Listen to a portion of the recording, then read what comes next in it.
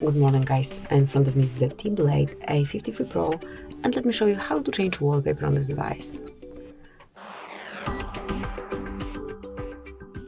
At first, enroll the list of all apps and reach Settings. Then find and select Personalization Settings and go to Wallpaper. Now select the picture that you wish to cover your screen with.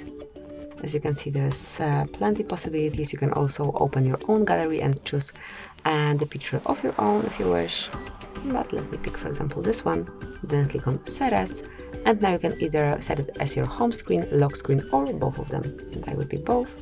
And that's it. That will be all. As you can see, from now on, your home and lock screens are covered with this new picture. Thank you for watching. Please subscribe our channel and leave the thumbs up.